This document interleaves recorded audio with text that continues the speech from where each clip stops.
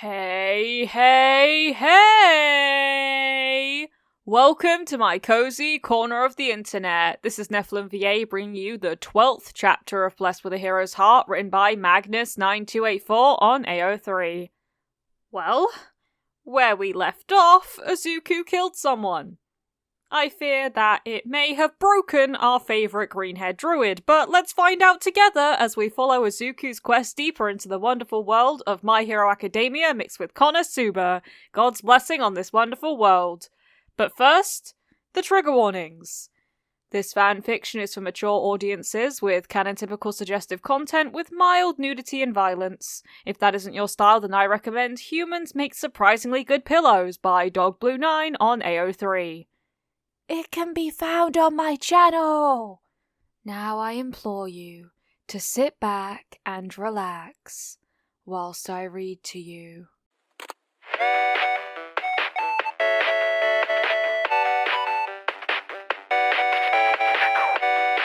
Chapter 12. Justice.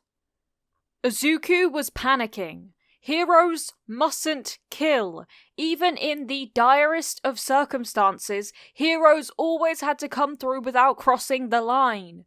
When a villain ended up dead, it was always their fault, the result of their own villainy falling on themselves, or karma striking down the wicked. Sitting on a lonely chair in the deep darkness, the Linden Mage looked both confused and scared. This shouldn't have happened. She was young, talented, and meant to gain a high status in life. Now she was here, at the gates of the afterlife. Izuku knew one thing, and that was how heroes always saved people, whether they be in need or even villains. He had killed. The woman was dead, and even All Might would find the situation impossible. But he wasn't All Might. He was only Izuku Midoriya. A druid, so maybe there was something he could do. Quickly taking hold of his adventurer's card, he noticed something, like a miracle being bestowed upon him by the world itself. He was ready to become an arch-druid, and that meant that all the restoration magic he had pined for would be his to command. The empty darkness was soon disrupted by the sound of steps, meaning that the moment of her judgment was at hand. What could she say in her defense? What excuses could she give? She knew that her lack of worship would not help her here. Izuku didn't have time to feel the change of class in his body. His heart was pounding in his ears, his soul aching to reverse his wrongdoing. Even when it was in self-defense, he was still guilty of murder. It didn't matter that Luna told him otherwise. Looking through his new spells available, the Vernadette noticed that Resurrection and Revive were not listed. Instead, a different option was there. The Linden Mage trembled before the disappointed stare of the goddess before her. Eris hadn't said a single word yet, but it was obvious that nothing good awaited her. Lack of faith, lack of morals, the lies. The goddess, usually the embodiment of benevolence, opened her mouth to speak. The frown on her face denoted how this was going to end. And then, a viridescent light filled the void. Gah! Stella screamed as she opened her eyes. Seeing the wooden ceiling of the guild hall was not what she expected, unless hell consisted of her repeating her final moments in an endless loop.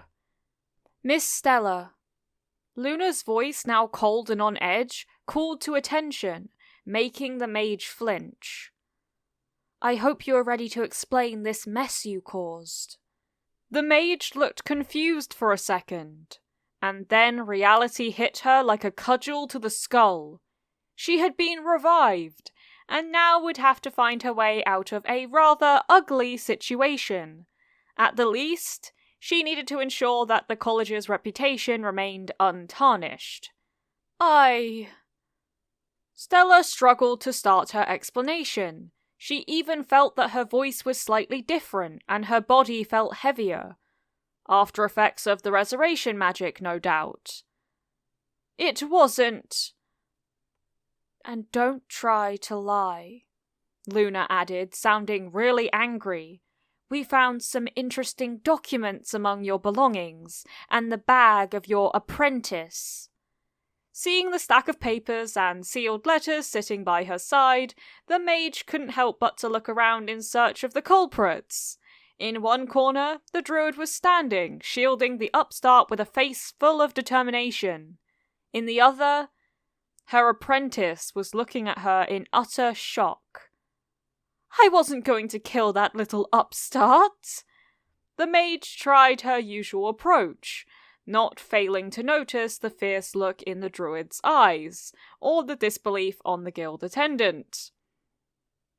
I was going to first intimidate her. That little murderer overreacted. The explanation was a stretch, but if the blonde had gone through the letters and orders, there was little else to do. Her orders had been as usual. Get the knowledge by any means, or destroy the source. Assassination was not outright declared there, but it was a given. She only had to spin it in a way to make her not look like an overzealous idiot. Punishment would fall on her, no doubt, both from the guild and the academy, but at least she'd be able to continue her career. If that is the case, Luna drawled on, knowing that she had to prevent the loss of the best adventurer to ever grace her guild hall. Izuku, Megumin, you are free to go. You already undid any and all possible actions that may net you penalties, and I'm sure Megumin doesn't need to demand further retribution. Let's go, Megumin. Izuku was quick to take the offer. While he still felt guilty about taking a life, he couldn't say that he didn't feel relieved that he was now free of charges. Yes, let's, Megumin replied, sounding shaken still. Luna sighed as she watched the young couple walk out of the private room. Taking the first life was always difficult, an ordeal that typically required supervision. It was a true tragedy that this event took place in a place that was, in theory, guaranteed to be safe. As for you, Miss Important Mage, Luna returned her attention to the recently returned woman. Let's talk about all the crimes you committed today. Stella knew she was fucked. Back into the hall. While criminal charges had been avoided, and with no desire to pursue the matter with the college, Megumin and Izuku walked to their table with heavy hearts. The ideals of the hero world did not align with taking lives, even when there was no other choice. Such events were taken seriously, with investigations and therapy afterwards. Izuku couldn't help but feel like he had taken a step backwards, even when he had managed to undo the deed. For Megumin, it was a rather rude awakening. Talks about the future with her classmates always included the possibility of having to slay countless humans that were part of the enemy's evil forces, be it a local tyrant or the Devil King himself. It wasn't until now that the reality of such an action hit her like a sack full of bricks. There was nothing heroic in spilling the blood of your kin. Hey, Izuku, Megumin called to his attention, her voice carrying a plea for help.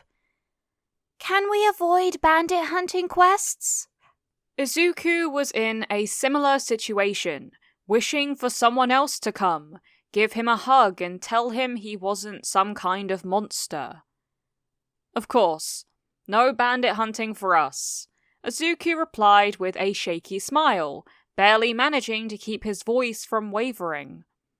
Bandit hunting was a rather well-paid type of quest. It didn't come up often thanks to the city being suited for low-level adventurers, and the usual dangers of the wilderness keeping bandits from establishing successful camps. However, every now and then, a group of bandits would find a nice cave to settle in and attack the roads. Bandits, being outlaws, would almost always fight to the death. The city's rather small prison was meant to hold citizens who had broken the law and awaited a trial, meaning that it wasn't necessary to waste space on outlaws who would be sent to the gallows anyway.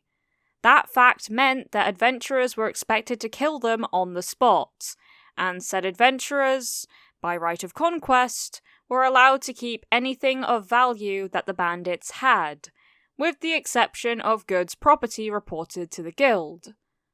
Before this day, Izuku knew he wouldn't be able to partake in any savagery. After today... Megumin! A cute voice called at the top of her lungs.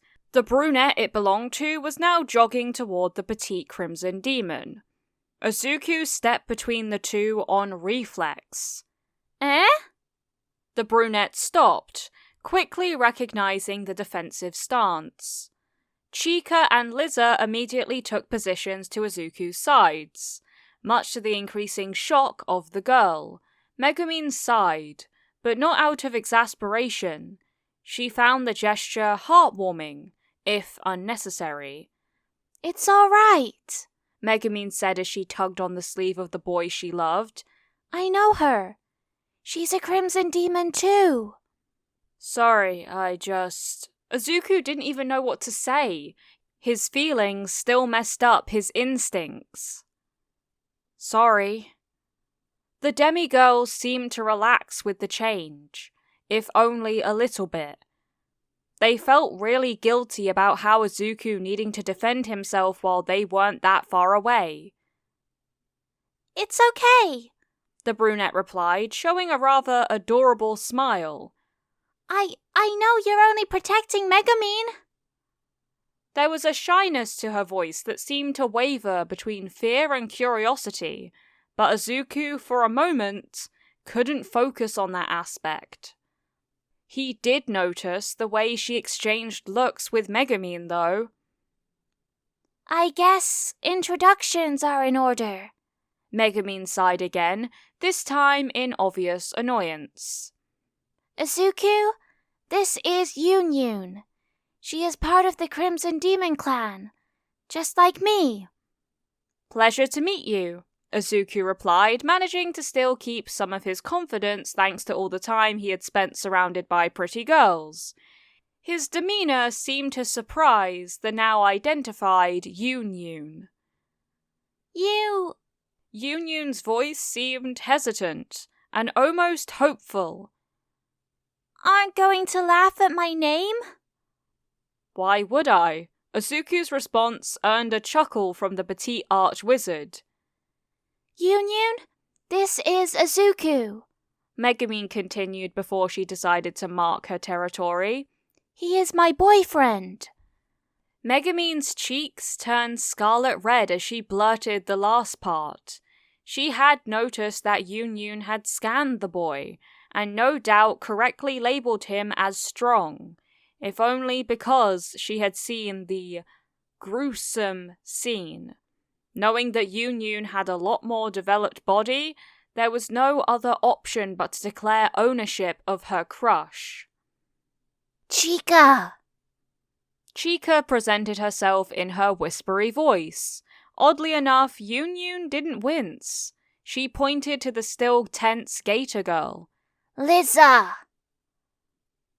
"Boyfriend?" Yun was obviously surprised. She then proceeded to switch between staring at each one of them.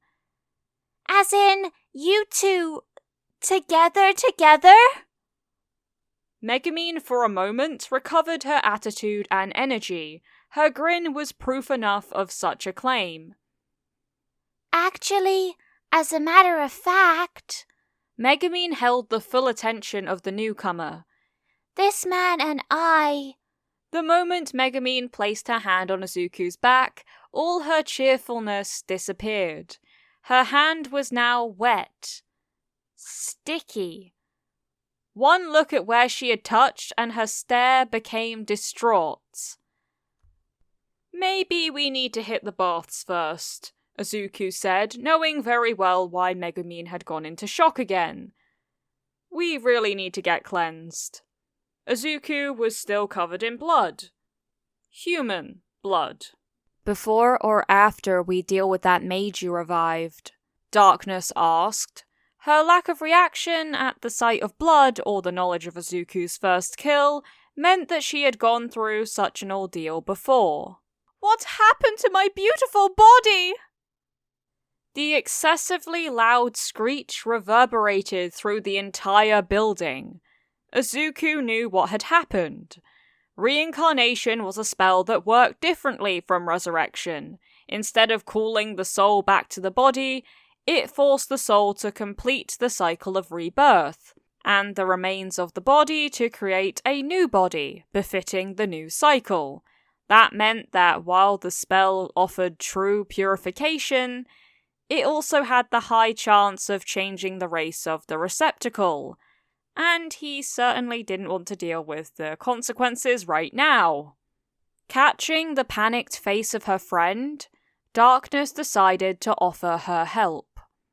You go to the baths, Darkness offered with a smile.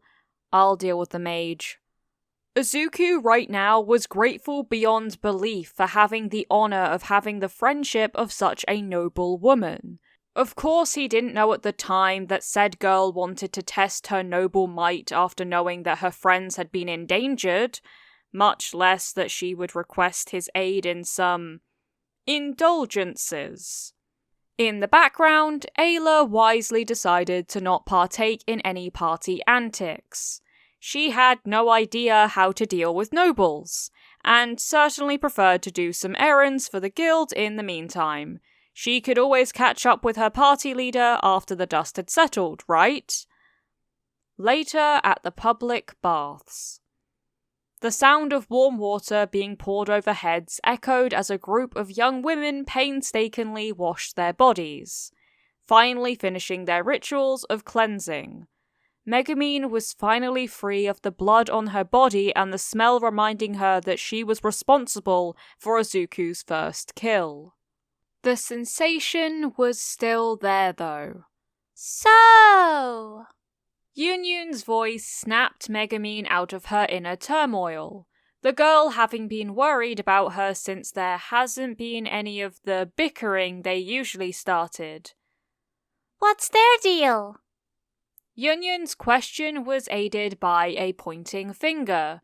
Chika and Liza were actually swimming in the water, largely thanks to the fact that not many bathers were there at that hour, and the owner of the baths was not a big fan of throwing out demi-humans, especially since the two of them belonged to the hero of Axel. Megumin barely managed to stop herself from blurting out unnecessary information since she really didn't want to hurt Izuku again. Belong to Izuku. They really enjoy belonging to him. Yunyun blinked in confusion, as Megumin's wording seemed odd, even by Crimson Demon standards, but she chalked it up to her fellow Crimson Demon still being shaken. Are you happy with him?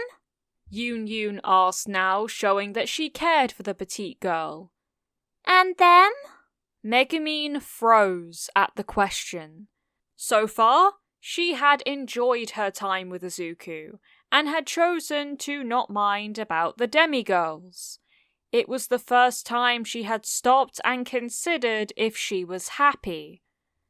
The dream of every girl of her clan was to find the perfect guy, one who would partake in their culture, who was a valorous hero, skilled, strong, handsome, rich, and fully intended on their happiness.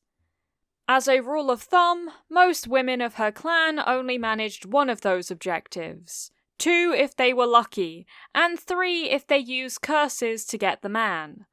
Taking a second to count how many tags Izuku fulfilled. Yes, Megumin finally replied. At least I think so. Yunyun decided that there had been enough questioning about that topic. Finding deeper answers would require a different approach. Now came the important part.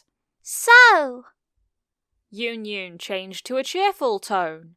How did you manage to create that powerful spell? The only answer she got was a snort. Megumin! Yun shouted. I'm your friend! Friends share secrets! Who said we were friends? Megumin replied, looking away with a rather savage grin. That's my spell, and I don't have to share nothing about it. Megumin! Yun's shout earned a rather unexpected reaction. Like a flash, Liza was already hugging Megumin, her strong and scaly arms making a remarkable fortification. Her glare, though, was far more intimidating. Megumin is very important to Master, Chica explained while standing behind a now startled Yun. Chica doesn't want Master to be upset if anything bad were to happen to Megumin. The raspy whispers of the Black Harpy may not have had any effect on the brunette, but the sparks coming from the stone floor she kept slightly scratching did. Please don't hurt me!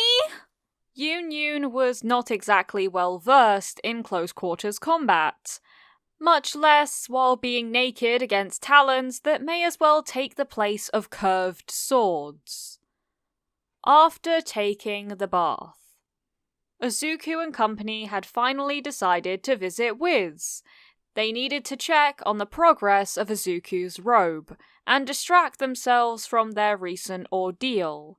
All they had to do was pick up Darkness on their way to the magic shop. Come on! Yun bemoaned yet again. You need to tell me how you did it! Izuku also had to find a way to stop this circus. He understood. He really did. Megumin's achievement was a big deal, and he could attest to her bright mind, as fusing science and magic was no easy feat. But why did people have to be so insistent? Why should I share my secrets with you? Megumin was acting all childish again, a tendency that Izuku found to be a good thing. These are my secrets! As the bickering continued, Chica moved to walk by his side. The avian girl leaned ever so slightly on his side, trying to share her warmth. Chica knows Master is a good person, Chica muttered, even lower than normal. Master is no murderer. Master is a savior. Thanks, Chica, Izuku replied, almost coming to tears. By the gates of the guild hall, one smiling Darkness was awaiting for them. Izuku, Megumin, Darkness loudly greeted, her smile colouring her voice as she did so. You should have told me she was punished before I could deal with her. Megumin snorted at the remark, and Izuku flinched. Seriously, Darkness continued as she walked to properly join them, turning her into a dwarf of all things. Loud laughter echoed through the party, although Izuku still felt a little guilty about that.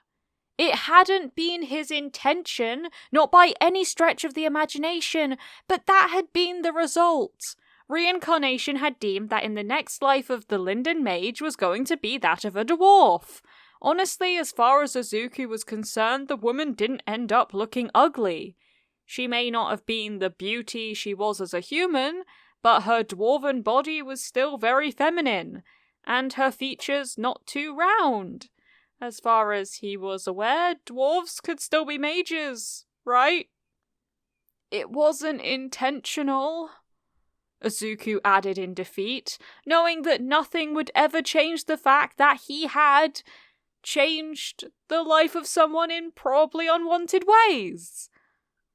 Darkness recounting how the apprentice kept muttering about the love of his life being gone now didn't make it any easier either. As the group walked through the streets, Izuku began to feel something odd. The more he thought about the whole ordeal, the more he began to feel at peace. He had acted to defend someone dear to him while the attacker had the intention to kill. In the natural order of the world, those who were ready to kill should be ready to die as well. Yet his heart still felt troubled. Heroes shouldn't kill. Seriously! Yunyun's voice snapped Izuku out of his musings.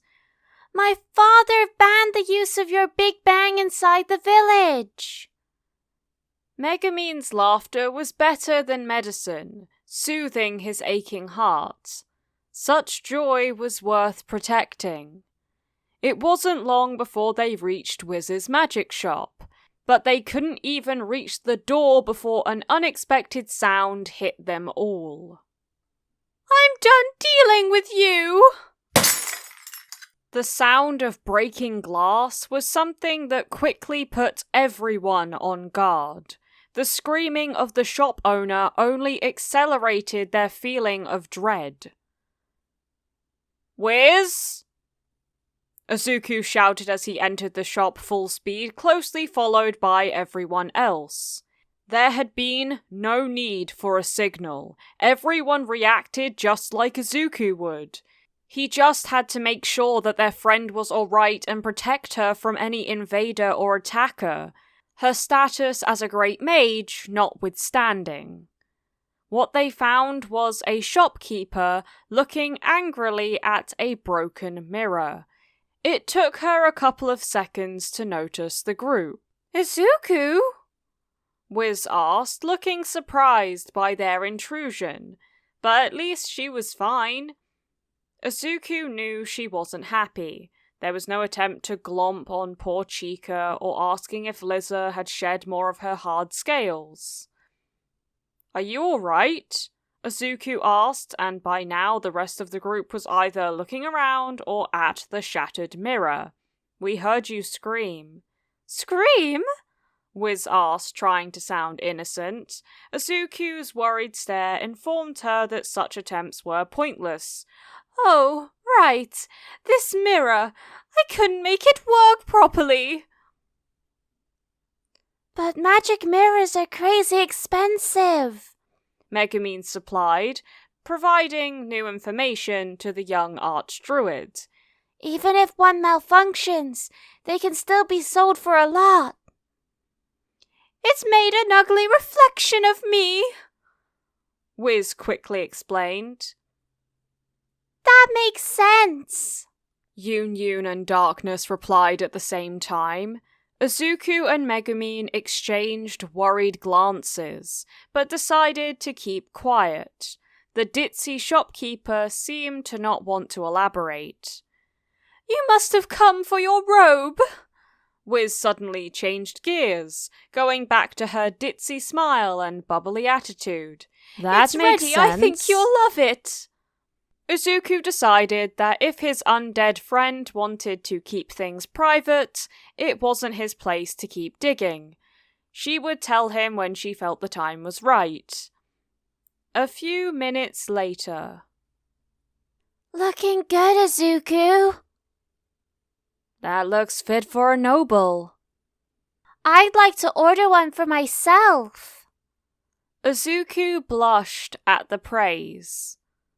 He had just spun around while wearing his new robe, the midsection running vertically from head to waist, both front and back, had been replaced by Liza's white scales, giving it a tabard-like look. Cords of gold thread adorned his shoulders, and the hood, at his request, had been emblazoned with a yin-yang symbol. It looked better than he hoped. Thank you, Wiz. Izuku directed the attention to the smiling shopkeeper, for doing such a superb job. You're making me blush, Wiz replied while swooning a little bit. But if you want me to make you a new droidic focus, I'll happily take some of those beautiful black feathers. Now she was back into her usual antics, and Chika finally jumped behind Izuku, as was her usual reaction. I appreciate the offer, but I don't really use one, so... Izuku began to apologize, but then everyone looked at him in shock. You don't use one? Yoon asked. That's impossible, Wiz added. Druidic magic requires a focus due to the need to commune with nature and channeling mana. To not use one risks overtaxing your body.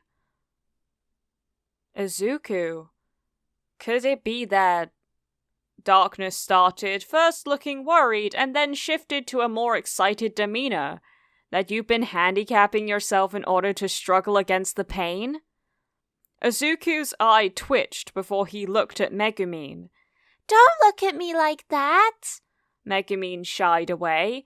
Information on druids is scarce at best. I thought you were using something really small as a focus. Izuku facepalmed. It was his fault. Really, he should have asked around for other druids to gather better information on his accidental class choice, not just assume Megumin knew everything.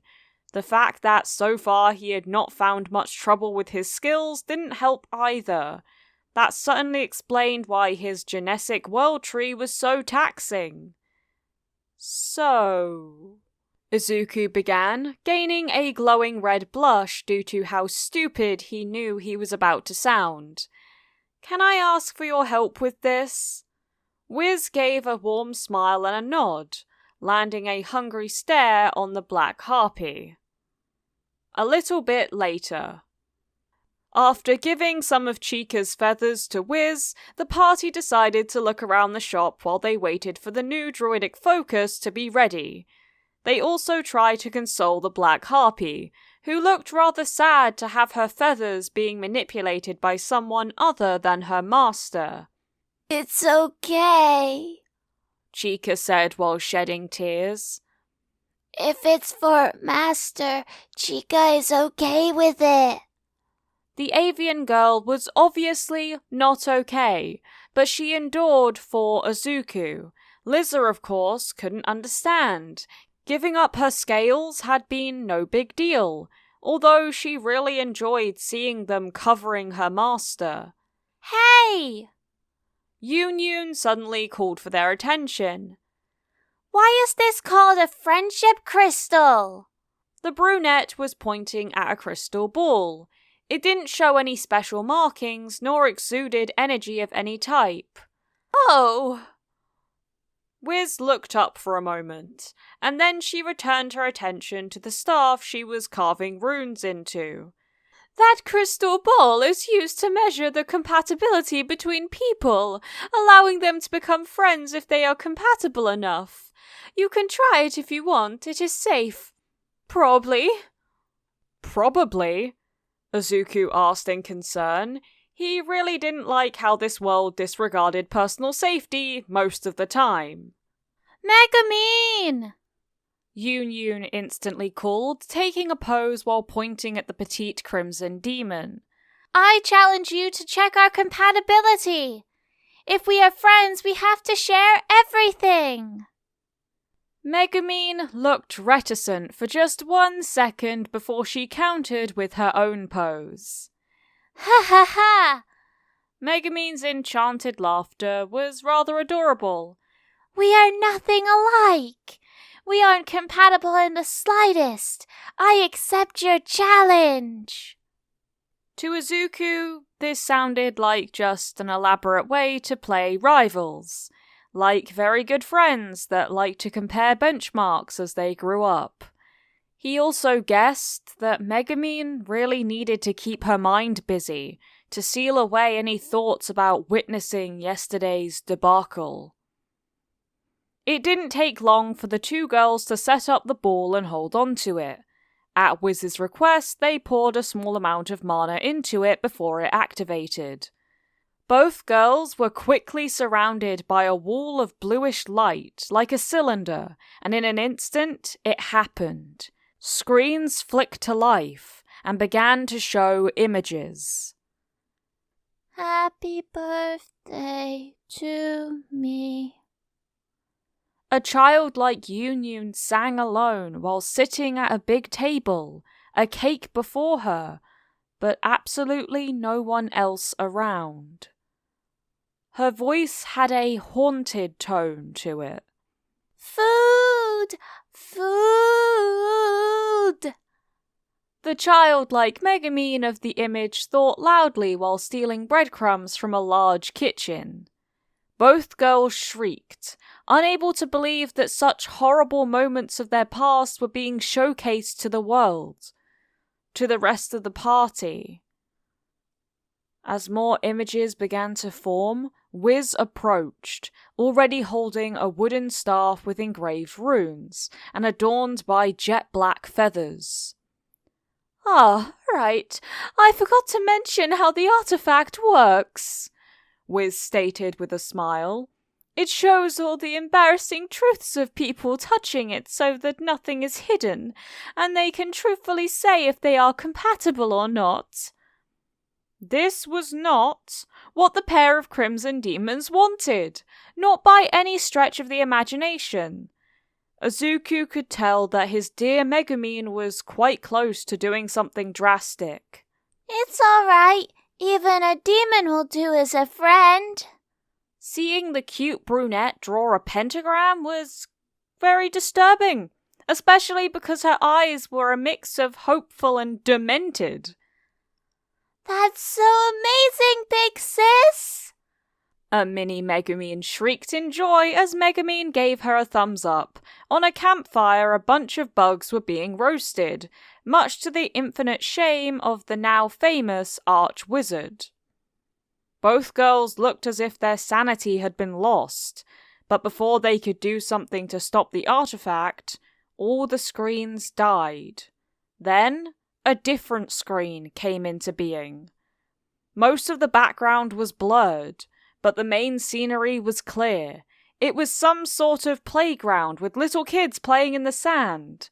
One of them looked like a super tiny version of Izuku, with cherubic features that would melt the heart of any woman.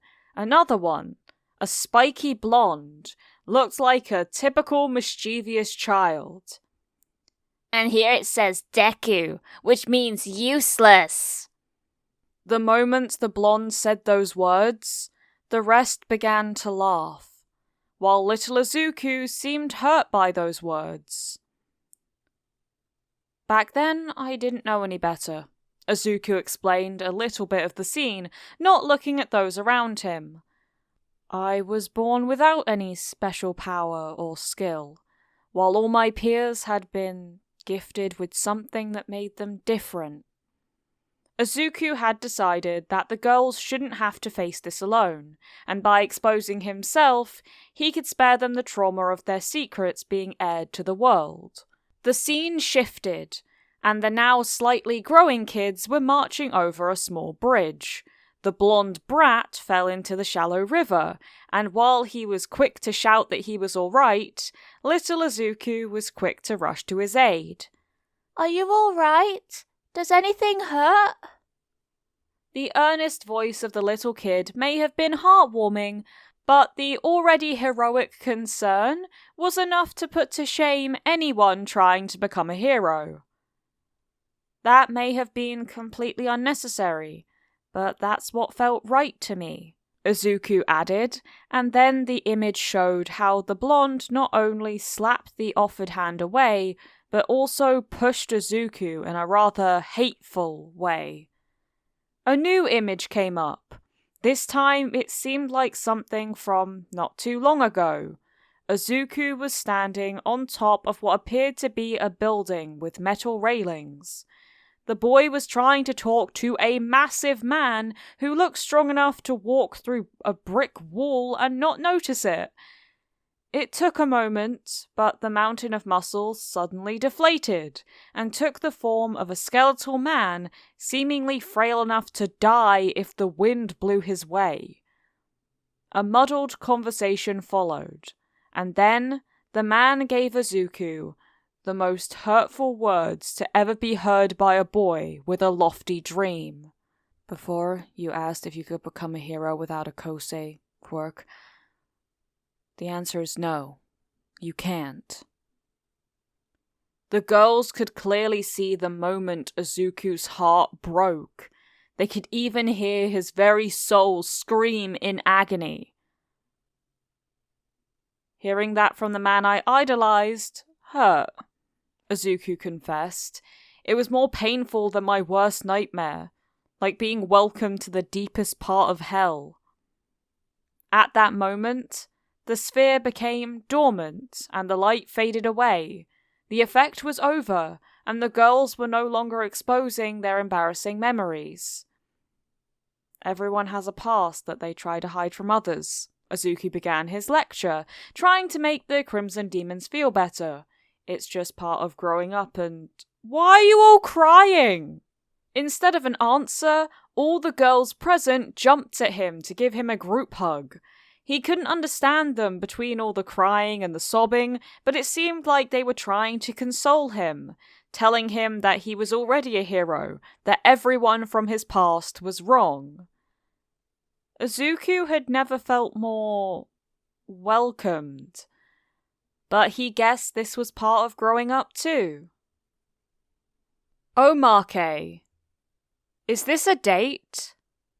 Yun had decided to tail Megumin on her date. The petite arch-wizard might have said great things about her boyfriend, but Yun was skeptical. The boy seemed to be too good and too caring for his own good, which rang some alarms in her head. She had read enough novels to know that this type of guy only wanted to get under the skirt of the heroine, and then show their true colours. Of course, she knew it could be possible that the boy was the real deal and just didn't know Megumin enough to know he needed to be careful. It totally had nothing to do with jealousy and envy at the idea of her undeveloped fellow Crimson Demon getting a good man before her. A picnic? Yun muttered to herself as she watched the demi-human set up a large blanket and a large basket. So far away from town? Could it be... In that moment, the brunette's mind began to conjure mental images of all the smut parts of her favourite romantic novels. The escapades to secret clearings deep into the woods, sneaking into old mansions, visiting dark caves previously prepared to hold beds and preserved foods, travelling through secret passages and into dungeons within various castles, all ending in the same energetic activities. Explosion! Megumin's shout was immediately followed by a rather big detonation. The shockwave almost lifted Yun from the ground. A quick look revealed that the petite arch-wizard had fired her spell into the lake, and the resulting rain was forming a small rainbow. That was normal by Megumin's standards. What wasn't normal, the thing that stung Yun's heart, was seeing the druid walking back to the blanket while carrying Megumin, not only like she was some sort of princess, but showing a level of care that was borderline erotic. The Princess Carry was a most prized event for any girl from the Crimson Demon clan, as it symbolized a deep desire to form a permanent bond of love with the partner. The fact that it was mostly seen between married couples only exasperated the feeling. Then... No way! Yun nearly screamed at what she saw next. The lap pillow? And hand-feeding too? Izuku had positioned Megumin's head on his lap, giving her a most comfortable position to enjoy the rest of the outing. Seeing the petite girl entrust her limp body to the boy with such ease was bad enough, but then seeing said boy pick up a sandwich and then place it into the girl's mouth? Now Yun was boiling with envy and jealousy. It wasn't that she wanted to steal the boy, perfect as he seemed to be. It was just that she believed it would be her to be the first to find proper romance. Why are you spying on Master? The raspy whisper of the black harpy froze Yun's blood. Now she noticed that the bird girl was no longer around Izuku. Chika thinks that spies are bad. Chika knows how to deal with bad too. Seeing the sharp talons wiggle her way made the brunette scream for help. A little bit later. I'm sorry. Yun kept repeating her mantra over and over again. It looked sincere enough, but Megumin still seemed annoyed. I was just worried about Megumin, Yun explained, and yet again, it made sense to Izuku. I didn't want to ruin your date. Yun's final shout made both Izuku and Megumin turn red. Date? Both screamed, gaining an even deeper shade of red to their cheeks. Dummy! Lisa reprimanded the brunette, as even she understood that now the date had been interrupted. Thank you so much for watching this video. I appreciate all the support you've given me. Another late upload, but it's better late than never. Izuku was able to assuage his own guilt, and Lady Stella got some comeuppance of her own. How apt. All credits go to the original creator of this fanfiction, Magnus9284 on AO3. I would highly appreciate it if you gave this video a like and you subscribed to the channel and you hit the notification bell to be notified of when I next upload. There is no pressure to do so though. Thank you for visiting my cozy corner of the internet. Keep growing my sunflowers. Mwah!